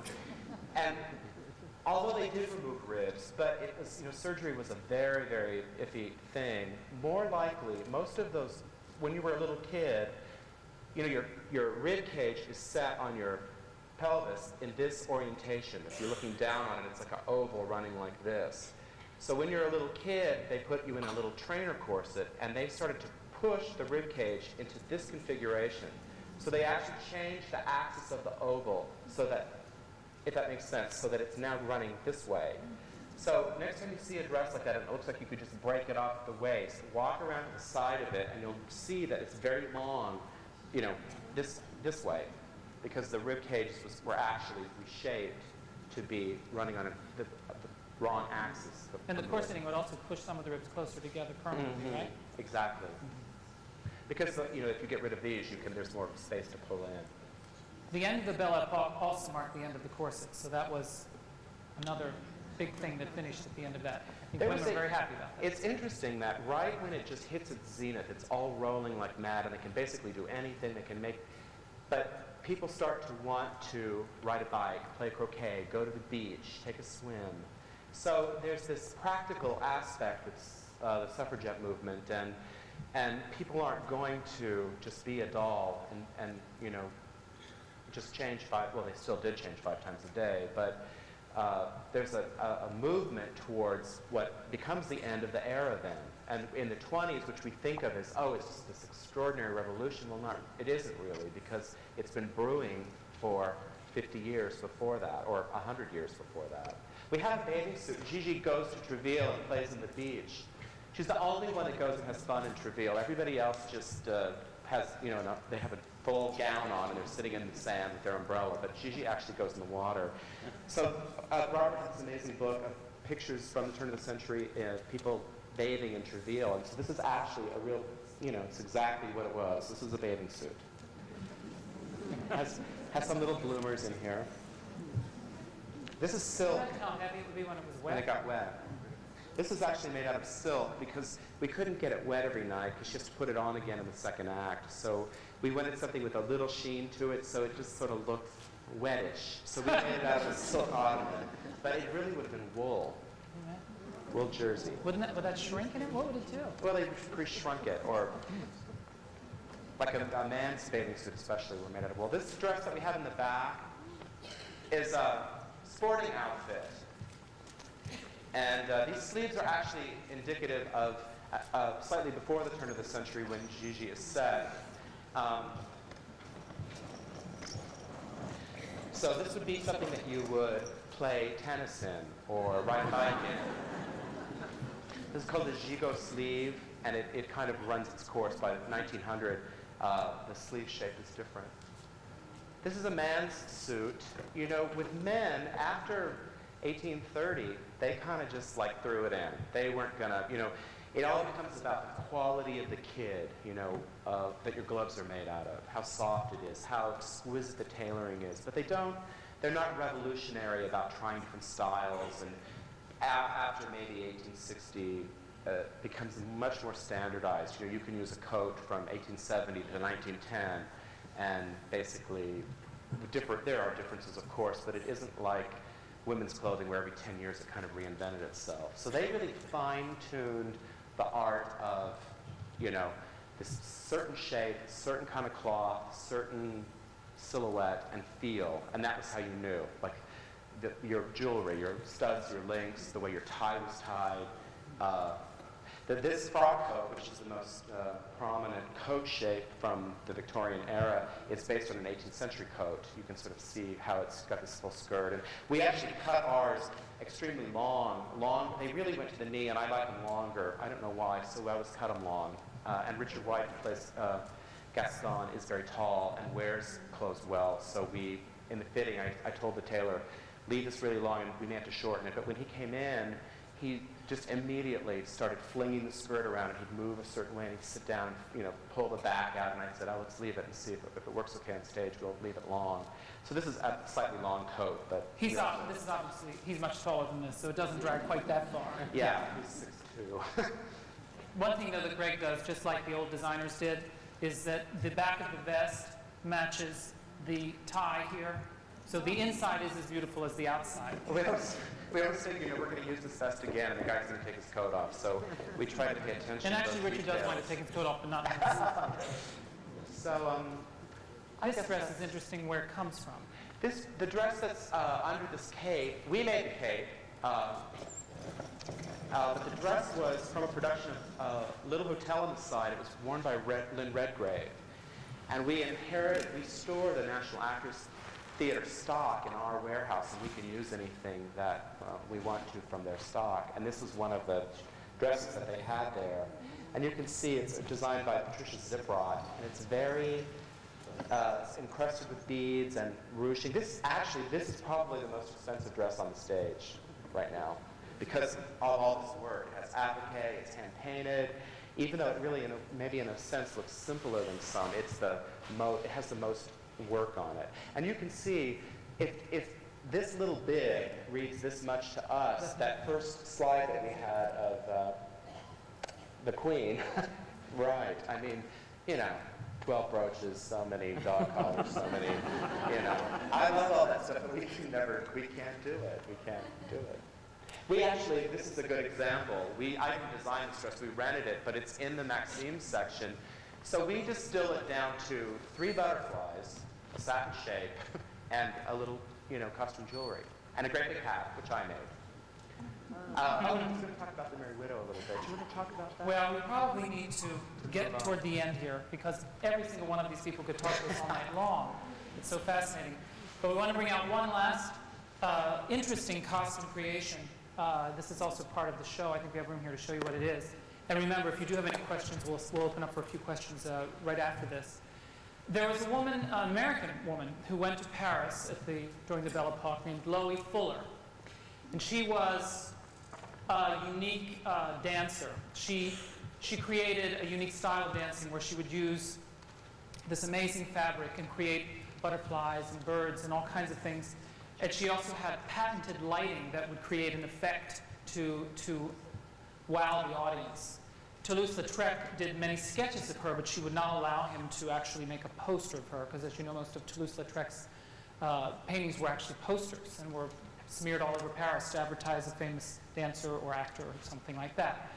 But she was quite an interesting fixture at that time. And the way that the costume works, Connie is going to model this for us tonight, because our actors have the day off and they need to rest. But Connie, come on out here and we'll show you what this is, what it just looks like. It doesn't look like a whole lot of anything, really. It's really Isn't Connie lovely? Give Connie a hand here. She tested this on today. She's going to show you what happens. It just kind of looks like what it is. But the bit is, if Connie can, maybe you need to back up just a little bit, just so you're safe. Not you, Connie, them, yeah, because they're like, you know, she's like a Boeing flying in here.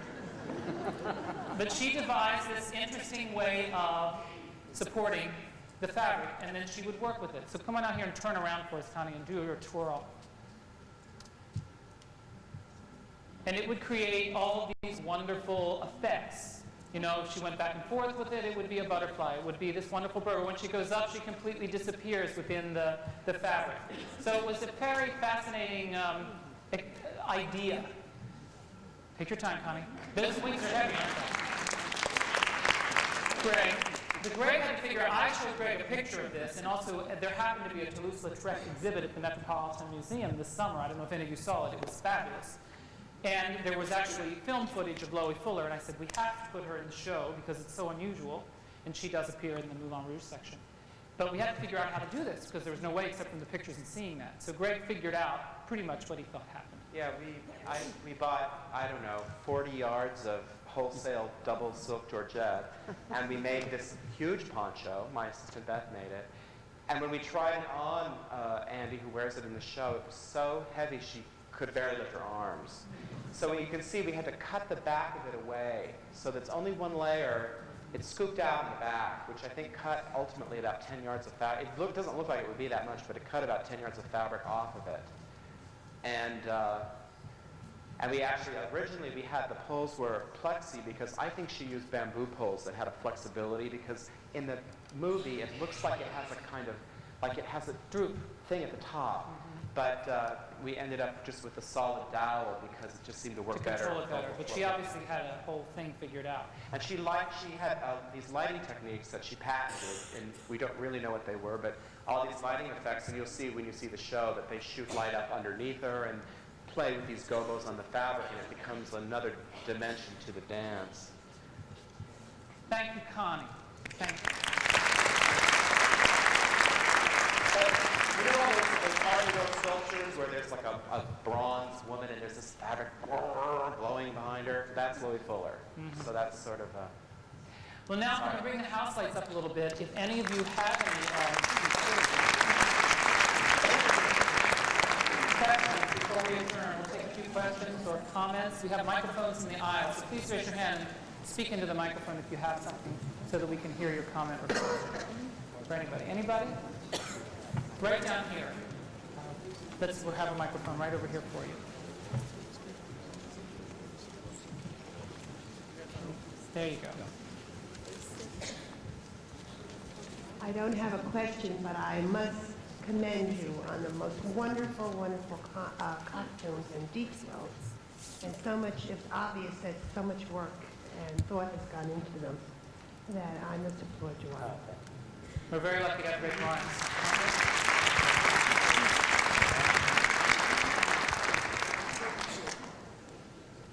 Anyone else? Any comments or questions for anyone? We have one back here. Yes. I'm trying to understand the way the respectable world, or the married world, regarded the demi-mondaine. In Japan, women very much admired the geisha. Could you explain a little bit of how they were perceived? Well, as far as I know, and chime in, and what you think. As Brigitte was telling us about Colette on one arm and the mistress on the other, walking down the street, and they were also proud of the president of France dying in the arms of his mistress's mistress. They obviously accepted these women as a part of the whole scheme, and they had a function. I guess since time immemorial, it seems like the French people have always had mistresses. It seems like a way of life over there. I don't know. Well, yes, even till modern times, actually. So I think it was just a way that society functioned. Sometimes these women would actually become their wives, ultimately, but not that often. But I believe it was an accepted part of society at that time. This was how things operated. I don't know how much it was talked about. I don't think everybody was as bohemian as Colette, and they actually went out in public arm in arm. But it was still something that existed, whether it was talked about or not. Well, in Montmartre, if you went to the Casino de Paris and you were with your family, you'd enter one entrance and on the weekend. And if you went in, this is the male, at another time, late in the evening, you'd enter another entrance because the Casino de Paris would have one entrance on one street, the other side of the building on another street. So the two would never meet. The family and the mistress and the dandy would never meet. And then at the Cirque Molière, you would have one day a week when the mistress and the man could come to the circus and would not have to encounter wives. So those are two examples where you would have society set up their own time schedule to allow for these things to occur. And there were also many of these events that wives would not attend anyway because respectable women would not attend them. And it wasn't until really after 1910 or so, late maybe 1907, 8, that women, wives, started to come out to more of these late night suppers and things like that. There were more things opened up, and married women were willing to be seen in public in certain situations that they wasn't respectable to do at the turn of the century. But I think one thing I just want to add is that there's one celebrated quote from the period, which was, "Love will die, but marriage must never die." Marriage never died. But you must also keep in mind that this is the period in which divorce is reinstituted after having been revoked during the Second Empire. So I think, there was a lot of toleration for it, but there was a way out. It was a huge transitional period, really. Any other questions or comments? Down here. Here comes the microphone. Susie's coming with you right now. Here she is. Just speak in, yes, everybody can hear. Thank you. I have a question about the fabrics. Are we creating these fabrics at all, or is it a lost art? It's gone. No, it would be, for one thing, the skill to do it is gone. Like, Mary McFadden makes those Fortuny dresses that are pleated. The real Fortuny dress, we don't know really how he did it, but we can't just take a piece. Those are polyester because they can melt the pleats in with a machine. His dresses, of course, were some amazing silk, and by however he did it, we don't know. So we can't duplicate it. We can make it, and it'll last 5 days, and then it all comes out. But he knew how to do it, so it never comes out. And So I guess things if they like also that. only wore those dresses very occasionally, they didn't wear them regularly, they would have them all prepared, and their ladies' maids would get them all in perfect condition for their night out. Exactly. So they took it. We wouldn't care for a fabric the same way because it's not in our culture anymore. But no, they don't. We can't duplicate it. Anyone else? Right here, Bob, right in the center. I'm interested in the question of how and if they cleaned them. I mean, what about everything from perspiration to the dust on the skin? I think that's why they only wore them once, really. They really only wore them once. Well, And they didn't give them to the maid, or they Well, didn't... mostly a ball gown they would only wear very few times, maybe 2 or 3 times. And What about the average person who couldn't afford this sort of thing? well, the average person, if they went to one ball a season, that would probably be it. So maybe the next year, when the ball comes up, they can't afford a new dress. They take the dress apart and retrim it and make it look like it's a different dress. But what about something that wasn't a ball dress? The everyday clothing. Everyday clothing, you would have a certain, it was like a dowry in a way. You would have a certain number of skirts, a certain number of suits, a certain number of things. And they couldn't be cleaned, But actually cleaning nowadays, when we dry clean things, it doesn't really clean it either. It just chases the dirt all into the fiber. That's why, the perspiration comes up really quickly. It's because it's not really clean. And unless you can wash it, and you can't wash silk and wool and these natural fibers, except for cotton. That's why they had fans so they wouldn't sweat. They had fans and lots of perfumes. Lots of perfumes. I mean, really, lots of perfume. In Paris, lots of perfume. 1 or 2 more comments before we close this evening? Do we see anyone else? Yes, right here. Here we are. I know we couldn't get away without a comment here. Practically speaking, what percentage of the people, of the general population, was involved in all of this? The elite. What do you think? Was it even 1% or not even that? Oh my God. No, I mean, not even 2%. Mm-hmm. Just this tiny little cream on the top. These were inherited families. A lot of this wealth, and that's one of the tensions in the period and why fashion and jewelry become so important, because they distinguish old and inherited wealth from up-and-coming, the nouveau riche, who are making these demands to be recognized as, the new inheritors. But it's still a very small part of society. Mm-hmm. Mm-hmm. And would soon end. In fact, so many things mark the ending of that. One of the things was the sinking of the Titanic. It was symbolic of an end of the whole era. There were many things that marked it leading up to World War I. Among the remainder of the population, how many or what percentage might ever have come into contact with any of these people? Unless Well, think of Paris. I mean, it's still a very segregated, society. And think of the one woman, what's the aunt's name, who never went out of the house, right? So who saw her? I mean, certainly, as housemanization opened up the boulevards and cars and carriages, you could see these people going by. But a lot of the workers' quarters, they're segregated in northern Paris. They didn't come out of these areas unless they were really selling wares or cleaning houses or performing services for them. It was a very tight inner circle, and I think that's why the women who entertained, who were visible, who were seen in theaters and dancing palaces and all that sort of thing, if they were truly beautiful and cultured and had something about them, could actually break into that circle. That's where stage door Johnnies came from. In a way, that's where they could find someone to bring into their inner circle, because within the circle itself, you couldn't necessarily look for a mistress, because those women needed to be married. They couldn't be mistresses. And you couldn't just go to a working class place and pick somebody up. So these demi-mondaines kind of were these fine little ornaments that could be plucked out of certain things and put into a carriage and put into somebody's life, but never really cross over the lines too much. It was very structured in that way. Robert, may I answer it? In regarding jewelry, the jewelry that I showed this evening, of course, was the jewelry worn by that 1%. But there were a lot of jewelry makers who made jewelry for the middle class.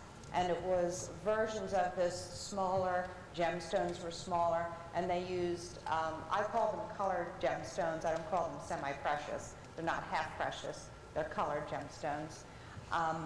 And there's also paste jewelry. It doesn't start to be called costume or fashion jewelry until like the 20s or the 30s or the 40s. And paste jewelry was very popular in the 19th century. And when you look at it, it's very reflective of what was happening with the real diamonds and emeralds. Mm-hmm. So, it was translated in a different way, in a simpler way, and in less expensive stones. There's a very famous story, I think it's de Maupassant, I'm not sure, but it's called The Necklace, in which a woman that really didn't have very much money borrows a necklace from a wealthy friend of hers, and then it gets lost, and she has to